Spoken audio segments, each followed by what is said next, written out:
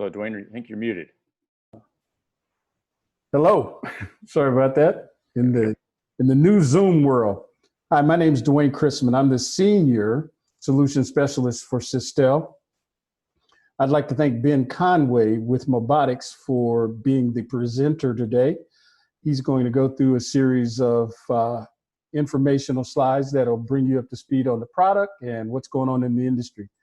Thanks a lot, Ben, and I'll let you take it away. Thanks, Dwayne.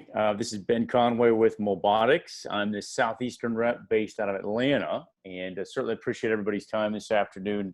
Really appreciate our partnership with Systel. Really solid Mobotix integrator for us, and that's something that we lean on heavily as the manufacturer. There's a lot of questions as we start trying to implement a thermal solution across a number of different businesses and verticals, and it's important to us that you've got a good resource that can help a potential customer of ours from a consulting standpoint, from an implementation, from calibration, understanding how to operate this, to stay within FDA guidelines, et cetera. So again, thanks for your time.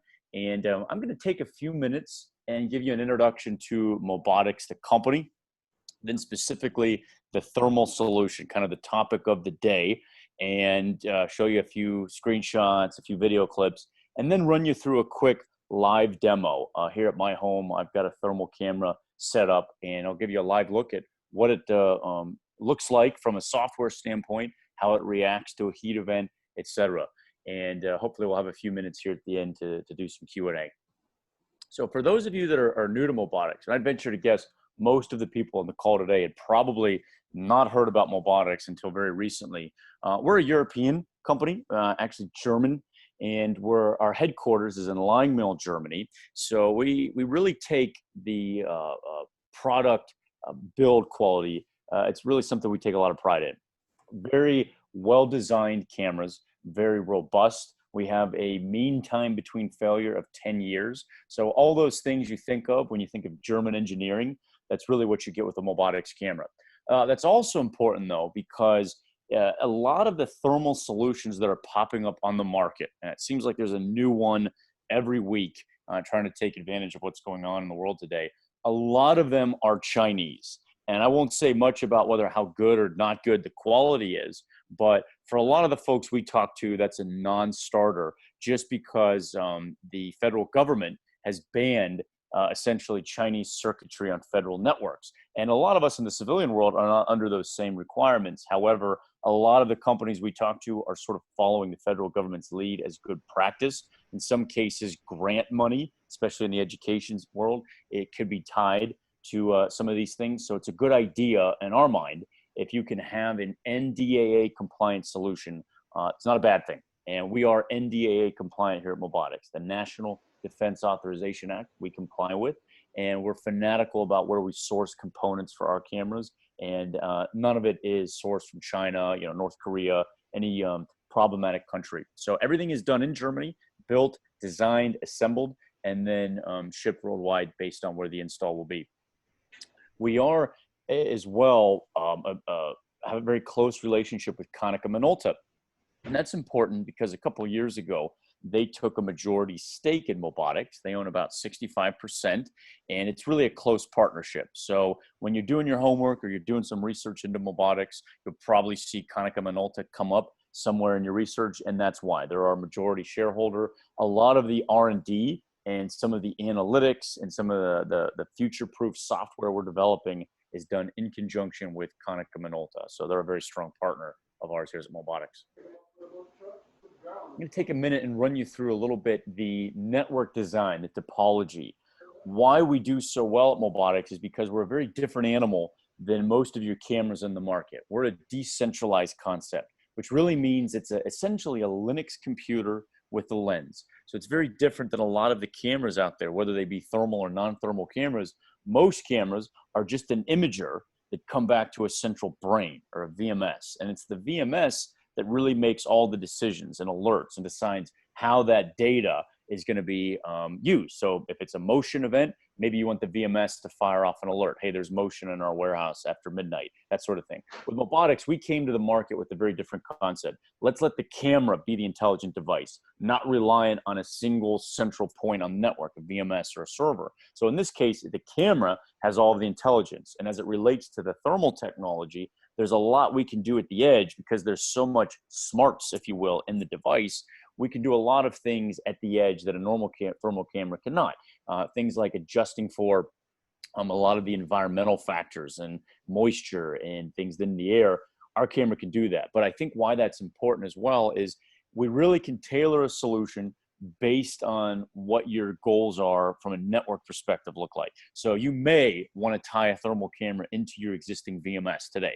Maybe you have Genetec or Milestone or traditional enterprise grade VMS. Not a problem. We can tie a Mobotix camera into that and you continue using the same software you use today to monitor your other cameras. Or you may want to keep your thermal solution totally separate. Maybe you don't really have a true security system yet. So in that case, we can set up Mobotix as a totally standalone solution. So you can run our cameras with our license-free software on a workstation, totally independent of your security system today. So really, whichever way you want to go, we can accommodate you because we have that sort of flexibility, because we have the intelligence in the camera itself. It's really an IoT device, I think, is a good way to look at a Mobotix camera, meaning we can communicate with a lot of other things on your network. So obviously for today's conversation, we're worried about a heat event. Somebody walks into your building and has a higher than optimal temperature. Well, we probably want the camera to do a number of things. We may want it to, pop up something on the screen. We may want it to play a message, but you may also want to have it communicate with other applications on your network. Maybe we need to lock a door or unlock a door or turn on a strobe light, potentially turn on a siren. There's a lot we can do because it's really an IoT device. It can communicate with other applications on your network based on what you're looking to achieve. We do have a cloud solution. I won't really bore you with the details today, other than to mention if you do want to make your cameras visible outside your network, you want to be able to monitor these on the go, not a problem. We've got a really nice cloud solution that would allow you to do that. I've already sort of hit on this, but I like to highlight it again. From a security standpoint, we like to make the claim, and it's true, that we are the most cyber secure camera on the market. So we really lead the industry with third-party penetration testing and white hat hacking, really making sure we're up to date on the latest threats, because the last thing you'd ever want to have is someone hacking into your video footage. But how much more sensitive is it even if you're scanning people's body temperature on top of taking video recordings? That's really sensitive data. There's really no room for error here. And Mobotix takes that very seriously. That's one of the core components of our DNA, is making sure these are the most cyber secure cameras in the market.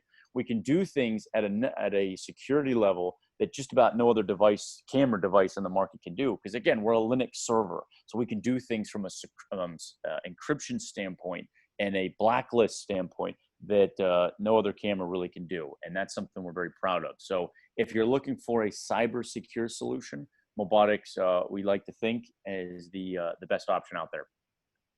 We have a lot of capabilities built into the camera that you may or may not turn on. It's really going to be your team working in conjunction with Systel to determine, hey, this is our new normal. If part of our new operation is people are going to come into our facility and go buy a thermal camera, what do we want that workflow to look like? And what you implement tomorrow may look very different in 6 months or a year from now as you learn, as you change procedures and SOPs. But the camera can do a lot of things. You just decide how you're going to implement it or what you may not implement. But for example, it has a SIP client built into it. So for those of you that are familiar, a lot of our phone systems nowadays are IP PBXs, and Mobotix can be an extension on that, just like the phone at your desk.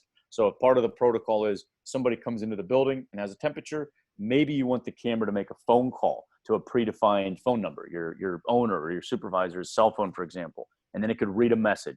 This is camera number 2 in building A. There's a heat event detected, and then it could hang up.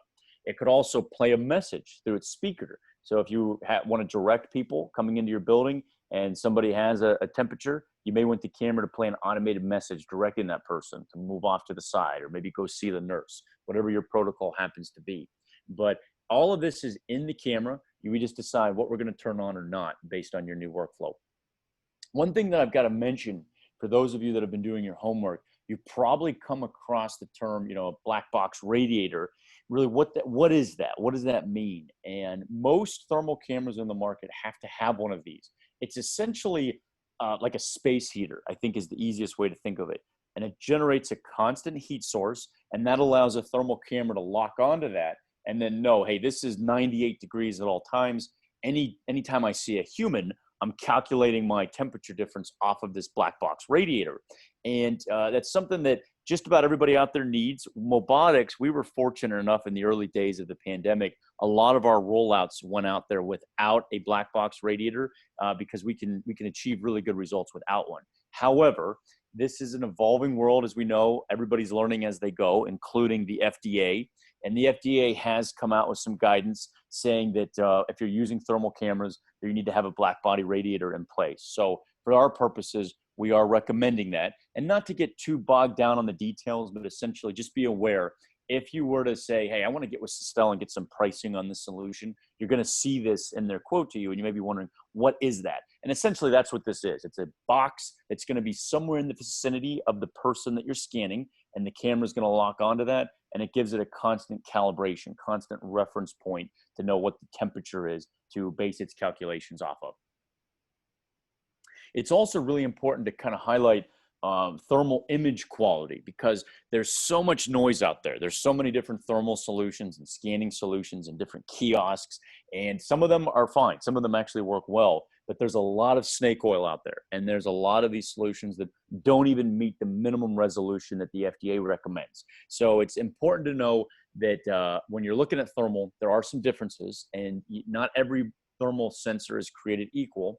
If you look at Mobotix here on the left versus just a random competitor in the market on the right, you'll notice they're both thermal lenses, but you really need a greater degree of difference between, or contrast between, hot and cold. Your cold needs to be really cold, the hot needs to be really hot, and that really allows us to pick up fine differences. Where we're trying to measure, you know, difference between, you know, 98 degrees and 100 or 101, you really need something that's going to be sensitive and has a good deal of resolution. So that's what you get with Mobotix. This is what the cameras look like in terms of form factor. We get a lot of those questions. Hey, what do I mount it to? I'm trying to envision this in my building or my lobby. What do they look like? The camera on the left is the one I'll be showing you today. This is the one I have set up here at my house, but it's got two lenses. It has a thermal and an optical lens. It has a built-in speaker and microphone. It has an SD card, so you can do recording right to the SD card if you like. It also has the ability, it's hard to see in this picture, but there's a green and a red LED on the face of the camera. So you can program those independently. So maybe you always want the LED to be green, but if someone walks through and has a higher temperature than you'd like to see, maybe you want the red LED to flash at that person, so they know, hey, I've got a heat event or a heat alert. I need to go see the nurse, as an example. But we can do a thermal lens or input a thermal lens in either of these two form factors that you see, the left or the right. When we get into this conversation, body temperature screening, it's important to make sure we're just really upfront with you on a few things. This can be great technology and it can work really well, but there are some limitations, and there's also some other things that you have to understand it just can't do. And I think we usually say or sort of set the table with the analogy of a metal detector at the airport. When you go through a metal detector and that alarms, it doesn't mean that you've got a weapon under your clothing, but it does mean that TSA is going to pull you aside and pat you down. They're going to move you to their second level screening. The metal detector is really their first line of defense, the first line of screening. And I think that's how you have to look at a thermal camera. It can be a great first warning indicator that there's a temperature in your building higher than the level you'd like to see, but it doesn't mean that that's your end all be all. That you want to have a secondary protocol in place, because we can get some false positives. There are some reasons why a person could have an elevated temperature besides the fact that they're sick. Yeah, elevated skin temperature could be a good indicator that you're sick or you may have a fever, but we can't detect that. We can't see a virus in your body or a bacteria. We can't tell you if you have corona or just the common flu. All we can tell you is we're reading the radiation that your body is sending back at the camera. We can see if that's elevated, and you could be warmer than you should probably normally be, but it doesn't mean you're sick. You could have been outside in the parking lot with the sun beating down on your forehead for a while. when you first walk in the lobby, you're probably going to have an elevated temperature until you have, a little bit of time to come down to normal room temperature. So if you don't have a climatization period in place where people walk in and, have a minute, 2 minutes to kind of cool down before they walk by the camera, you could get some false positives.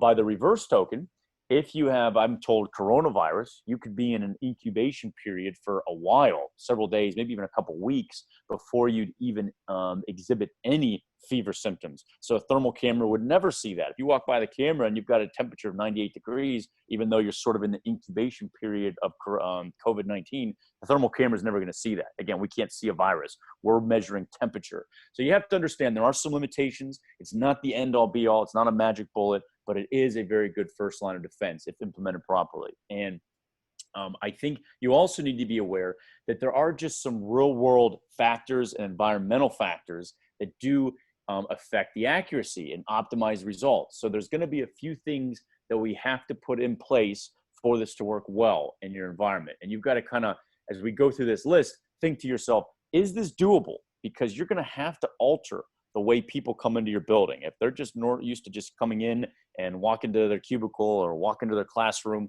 you're going to need to put some changes in place for this to work. Some of it could be kind of painful. This is going to be the new normal, essentially. And this is really what we need for the camera to work well and for you to optimize your results. So right off the bat, it needs to be inside a controlled environment, room temperature, normal room temperature environment. This cannot be done outdoors. And that's disappointing to a lot of people we first start talking to. They're envisioning mounting this on a tripod out on their sidewalk as people walk down the sidewalk before they even come in the front door. They want the camera reading them. You're not going to get any sort of level of reliability there. It could be really cool in the morning, and then if you're reading somebody at 2 or 3 in the afternoon, you're getting a totally different temperature because the sun's really hot. They've been outside sweating more. You really need to do this indoors. That's what the FDA recommends. Normal controlled environment where we're eliminating as many environmental factors as possible. So things like HVAC vents. We wouldn't mount the camera or have the person we're reading standing right underneath an HVAC vent where it could be blowing cold or hot air, depending on the time of year.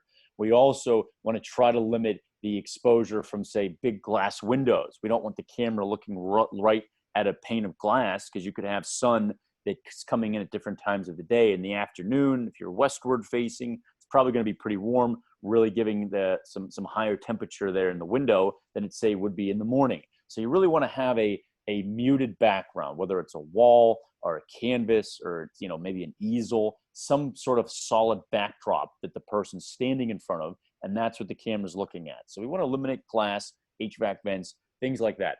We also need to have a clear view of the face, and the FDA recommends, and we agree with, the concept of reading the corner of your eye. That inner canthus, there's an artery that runs in the inner part of your eye that most closely correlates your inner core temperature. So you're probably thinking, well, that's going to present some immediate challenges because thermal cannot see through glass. I'm not sure if you know that, but thermal cannot see through glass. So that means people need to remove their glasses. If they don't, and the camera's sitting there reading, say, their forehead or their cheek, we can certainly get a temperature on that. But that's normally not as good of an indicator of what your inner core temperature is as, say, the corner of your eye would be. So as part of your protocol, you want to make sure that people come up to the camera. We don't want to be doing this too far away, ideally somewhere within 7 feet or closer. We can do it further if we need to. You just can get some more variability over time as your humidity changes, microscopic dust particles in the air. All those things can play a factor. So the closer we are, the better. But we want to have somebody approach the camera, remove their glasses, probably remove their mask or really any facial obstruction. If you've got a pretty thick mask and you're breathing into that, that can catch some hot air from your breath and throw that up around your face and your eyes and, maybe give you a little bit more of an elevated temperature than what would be normal without your mask. So you've got to have a new protocol in place. People can't just be walking past the camera sort of in passive mode. You've got to control the approach, remove the glasses. We don't need a long pause. We only need about 1.5 to 2 seconds to get a good solid reading, but it is something that they need to have a controlled approach to the camera to really optimize it. So we get it. This is not going to be for everyone. There's going to be some companies and organizations that say, I just can't do that. That's just not realistic. Maybe my business is pretty much all outdoors, theme parks, amusement parks. You know, they've looked at us and say, you know, really this is only relevant in, say, gift shops, but we can't scan people as they're outside the park waiting to get in line with their ticket. You're right. It's not going to work outdoors. So it's got to be in an indoor controlled environment. And that's really where we can optimize our results. And again, adhere to the FDA recommendations. Whether you're using a thermal camera or a handheld, the FDA is really pretty clear on how they recommend you scan people. And it's very much in line with this. Indoor controlled environment, I believe it's from like low 60s to mid 70 degrees room temperature, less than 50% humidity. The FDA is very explicit on how they recommend you screen people, regardless of what manufacturer or device you're using. It's also important to mention, I kind of hit on this a minute ago, but distance plays a factor. If you kind of visualize, say, a campfire and you're standing over top of a campfire, it's pretty warm, you know, if you hold your hands over it. But if you step back 20 yards or 30 yards, you know, the fire's still there. It's still just as warm as it was, but you're not feeling it in the same way. And that's the same concept that would apply to a thermal camera. If you're standing, say, 2 feet away from the camera, reading the corner of your eye, it's giving a certain temperature. If you then suddenly have someone standing 20 feet away, it's not radiating heat in the same intensity to the camera. So what we have to do, what Systel is going to do with you, is we're going to go into your environment, do a site survey, and say, here's where we're going to screen people. This is where the camera will be mounted. Where will the people be approaching the camera? And this is where we need to dial it in. This is the set distance. So you're probably going to have an X on the floor or some area where people know to come in, pause for that second and a half, and read the corner of their eye at the same distance every time. Because if you're closer or farther, you will get a different reading because you're radiating heat in a different way based on distance from the camera. I won't spend too much time on this other than just to kind of show you here. I'll show you a live look at my camera. But this is just a normal video. Again, this is not to FDA recommendations. I did forget to mention that we can screen multiple people, as you see here, in a camera. The FDA recommends doing one person at a time per device. So you need to make sure we recommend that when people walk up to the camera, you've got some sort of controlled choke point or, you know, a single file line where you're presenting one person to the camera at a time for 1.5 to 2 seconds. But this just kind of shows you a visual, the camera looking at different temperatures as people walk through. And then you see here the camera alerts on this guy at over our threshold. This was done in Europe, so he was almost 42 degrees Celsius. And you see this was actually a false alarm. If you look at this bottle of hot water he's got here, there's a crosshair right there on it. And that's what the camera's looking for. It's basically going to have a crosshair jump to whatever the hottest area in the image is. In this case, it's not his face or the corner of his eye. It's that bottle of hot water. So the way we get around that, or the way we optimize this to rule out as many false positives as possible, is we have the ability to draw a box in the image. And you'll see that on my camera. I have a box drawn, and that box will be drawn in an area where a person's face would be presented to the camera. And then it will ignore all the background images. If people are strolling past carrying Starbucks, you know, the camera's not going to alert on that as long as it's not in the box, the frame of reference that the camera's looking for. We do have the ability as well from an aesthetic standpoint, where if you have somebody stationed at your office watching the camera all day long, it can get pretty tiring on the eyes if you're watching this for 8 or 10 hours a day, watching all these people come by the thermal camera and seeing that full body spectrum, if you will. You can tell the camera only display a heat signature above my threshold. Otherwise, it's just going to look like a blue screen. And you see that here. You see these two guys walk down the hallway. The one on the left is at 37 degrees Celsius. The one on the right's at 39. And the camera was set for basically 38 degrees. That's the threshold it was looking for. So you just see the outline of the guy on the right. His face here, he's above the threshold of 38 degrees. Anything else is ignored. So that's just an aesthetic option. That's just something that the camera has the capability to do to show you visually temperatures, you know, above your threshold. We also have the ability to do what we call overlay. This is 2 lenses. This is a thermal and an optical lens. They're overlaid on top of one another. And you don't see the thermal lens at all until somebody walks through at your temperature threshold or above your threshold. So in this case, you see this third guy walk in and he's got a temperature kind of around his throat, neck area. that's where he has an elevated temperature, and you see the thermal pixels overlaid there. But otherwise, as long as people are walking past and they're not above your threshold, whatever it is, 100 degrees, 100.4, 101, wherever you determine that threshold is, you wouldn't be seeing the thermal lens unless they're above your threshold. And again, that's just an aesthetic option, what we call the overlay mode.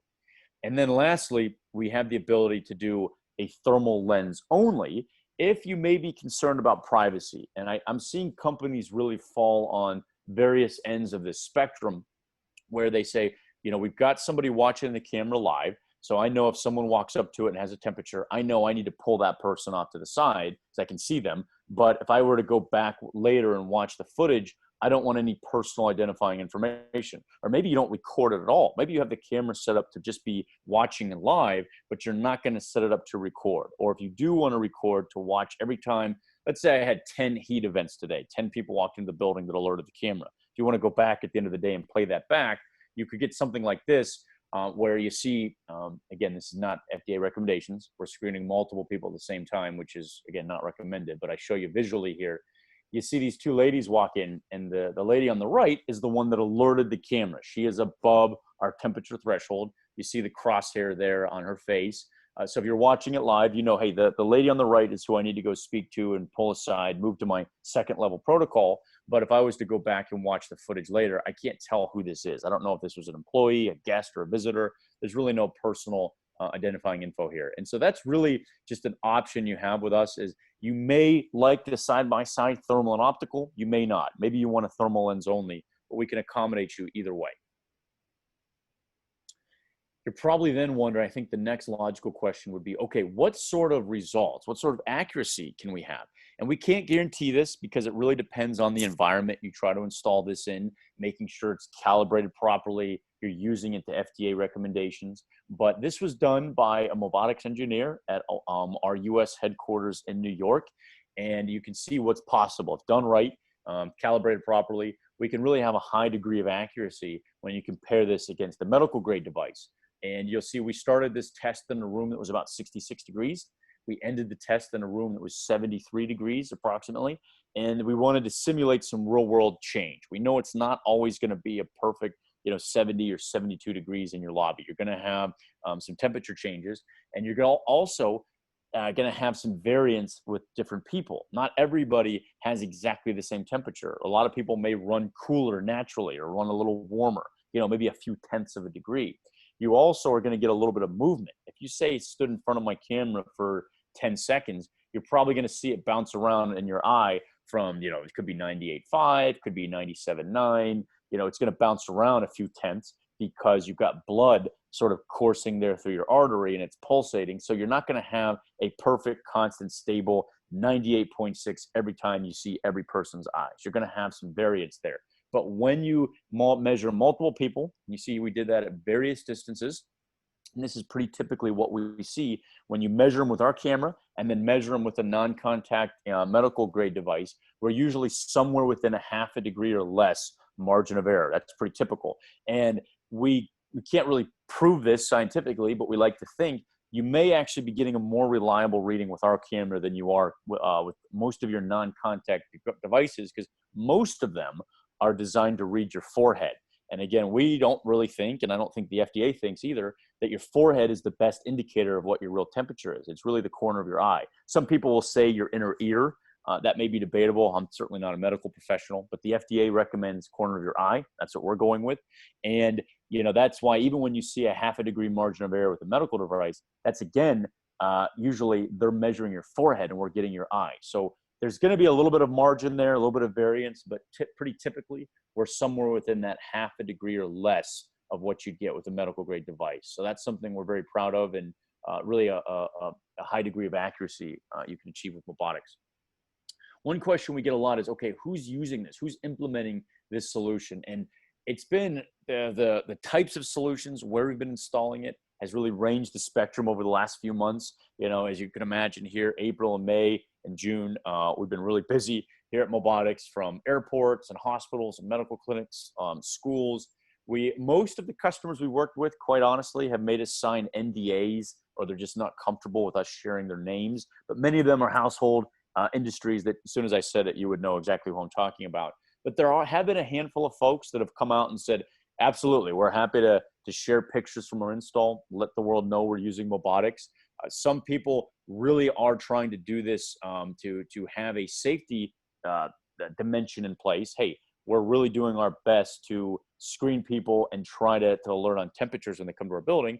And for some folks, there's obviously, quite admittedly, an element of marketing. Hey, look at what we're doing to keep you safe. Feel free to come back to work or come back to our store. So it's really across the board. But a couple of the ones that I've been really happy to talk about is the New York Giants training facility. They've implemented Mobotix. You see up here, that was pretty recently. They announced that when you come into the New York Giants facility or training facility, you're going to go buy a Mobotix camera. This image down here on the right is from an airport in Puerto Rico, where they're scanning passengers and employees at the airport with our thermal cameras. We're also in the pilot stage with LAX out in California, large airports over in the UK. So it's kind of across the board, but just about anybody and everybody you could think of has considered or are looking at, in different verticals, are looking at or have implemented thermal. Before I jump into the Q&A with Dwayne, I want to real quickly move over and show you our thermal camera, or my thermal, I should say. Oh, I did want to mention this too. You may be wondering, hey, what does the camera look like if it's not going to be mounted to a wall? Maybe you will mount it to a wall or to a pole, but you may want a mobile solution. And our friends at Systel have a really nice relationship with a partner of ours called Ergotron. They make a really high quality medical cart device that has sort of had a custom bracket for our camera.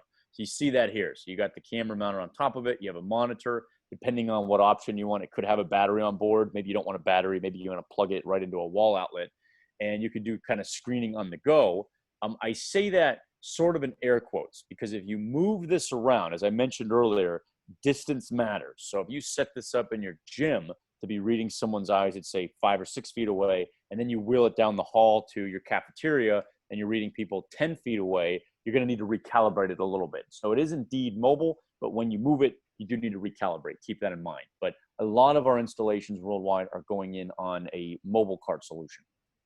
But let me show you here live what my thermal camera looks like. So let's say you don't have your own VMS. You don't have Genetec or Milestone, or maybe you do, but you don't want to incorporate Mobotix thermals into that. Maybe you only need 1 or 2 thermals at your 2 entrances of your building. You're going to keep it totally standalone. Well, this is what it would look like. This is our software. This is license free. And we could have a number of cameras connected to it. I just have 1 camera right now connected live. I do have another thermal camera that, but I don't actually have it hooked up. So you'll see when I come over here, you see it's not live, it's not connected. But you can toggle between multiple cameras if you have it. In my case, I just have 1 hooked up here at my house. Again, ignore the environment. This is not to FDA requirements. I'm only probably 2.5, 3 feet above the floor. Ideally, this needs to be at face level, somewhere 6 to 7 feet above the floor. You don't want it right next to a big window. You see over here on the right, you see the big pink white area. That's right next to a window, letting in a lot of sun. So again, not really FDA recommendations here. I just want to give you a visual of what it looks like. But this is the software you'd have installed on a workstation or computer, maybe multiple computers. Maybe you want to give this to your guard at your front entrance, but maybe you also want this on your nurse's laptop, over in the an area where she's just kind of keeping an eye on things, or maybe your supervisor. So this is license free. You decide who gets it and who you give access to it. But this is a thermal camera, side by side, thermal and optical. And let's say you were not comfortable, as I mentioned earlier, with the optical lens. You could install this without the optical lens, so you'd have a thermal lens only. And this is sort of what you'd have here if you did not have the optical. But most people are opting. Most people like this view. I want to get the thermal image, but I also want to see who I'm looking at when I'm reading their temperature. So this is the norm. This is the common setup here. And you'll notice I've got a box drawn up here, and I just call it body scan. This can be called anything you want. You could even get rid of this font if you don't want it taking up space on your screen. But I've just got a box drawn, and it's sort of just fairly generic. This doesn't necessarily, probably would not be the size that you'd have installed everywhere. You may have this box be a little bit bigger. maybe a little bit smaller, maybe in a different area of the lens, depending on where you're screening people. It's going to look different wherever you install this and how close or far you are away. The idea here is you're going to draw this box as close to sort of around the face of the people that are going to be walking up to it as possible. So you'll notice there's a little crosshair that's sort of centered on that mirror on the back of the wall there. And you'll notice that's looking for the hottest pixel. Right now, it's right on that mirror. It's catching up, the glass there is catching a little bit of sun coming in from the window. And you'll see it's about 76 degrees roughly on that mirror. If I, kind of come over here and run my hand in front of the camera, a little closer. You'll see there my hand is, about 90, what is that, about 95. I got a warm spot right there on my palm, about 95, 96 degrees. So I'm still well within my threshold. I have the camera programmed to alert on, I think it's 103 degrees. So in this case, I'm nowhere near my threshold. I'm 76 degrees. My hand was at, 93. If I stick a lighter over here,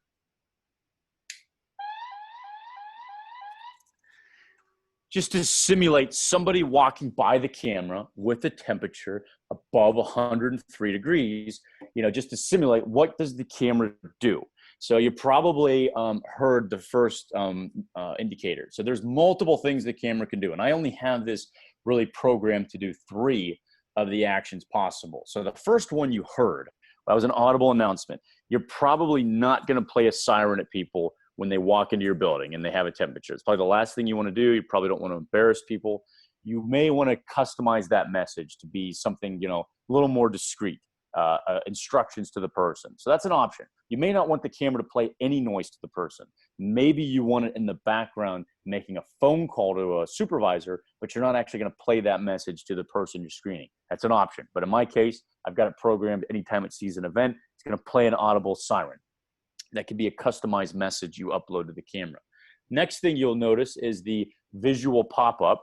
So if you've got a guard or a person stationed to watch this live, it's gonna pop right up on their screen. And you'll see here, I got an alert. I'm forced to either acknowledge it, X out of it, or I can go back and watch the footage because I have the camera set to record. So I have it set to record, I think, like 1 second or 2 seconds right before the event, and then several seconds, I think 5 or 6 seconds after. So every time I have an event, it's like roughly 8 seconds of recording. You can customize that. You may want the camera recording 24/7. You may only want it recording on an event. You may not want it recording at all. You just want someone there watching it live. You're never gonna record it. So that's all optional, how you're gonna deploy this. But in my case, I do have it set to record, and I can play that back or export the footage if I needed to. But you saw those are 3 of the possible alarms. Screen pop, begin recording, play an audible announcement. But it could have sent you an email with a still shot of the person that activated it, could have sent you an SMS or a text message, could have made a phone call. It could have automatically triggered a door lock. So in this case, I can manually do that here. I've got an icon to unlock the door. If I see Dwayne walk into the building, he's got a normal temperature, I may want to unlock the door for him manually with the camera. Or you can have the camera fire this automatically. Automatically unlock it, maybe automatically lock it. Someone comes in with a temperature, immediately lock it on the door before that person gets access into the interior of the building. It's an option if you want to tie this to a mag lock. But we can do a number of different things based on what else you have on your network, what we're going to tie this to. Do you have an access control system? Potentially we could tie it to. Do you just want to tie it to a mag lock? But there is a number of different if this, then that logic or actions that we can tie into this to really try to help you achieve optimal workflow. It's going to probably be painful. If you're going to put a thermal camera in and screen people, there's going to be an adjustment. This is your new normal, but we can try to make that as painless as possible, really optimize the workflow, and then decide how we're going to alert your staff or supervisors in the event there is a elevated temperature. But this is what it looks like from a live camera setup. You could, I forgot to mention, you could manually turn on the speaker, and I don't know if you can hear that background noise, but I open up the camera speaker and I could have a live conversation with the person that the camera's screening if you wanted to. So maybe the camera alerts, and instead of just playing an automated message to chirp at Dwayne, I may want to have a person-to-person conversation with him. Hey, Dwayne, you're a little warmer than you should be today. Could you step off to the side? We're going to send the nurse down to talk to you, as an example. So you can turn on the microphone and hang up if you like. But this is what it looks like. Camera as well as software related. And with that, I know we're coming up kind of here on the 45-minute mark. I wanted to stop down and turn it over to Dwayne and see if we had any questions. Dwayne, was there anything that you're seeing so far people have questions on, or maybe I covered too quickly? No, I haven't seen any questions, but this would be, there's a Q&A bubble on the screen that's part of Zoom. If you'd like to ask questions, you can just type your question in and we'll respond as soon as we see it. We have a small group today, and I will actually open up and allow to talk if it'll let me today.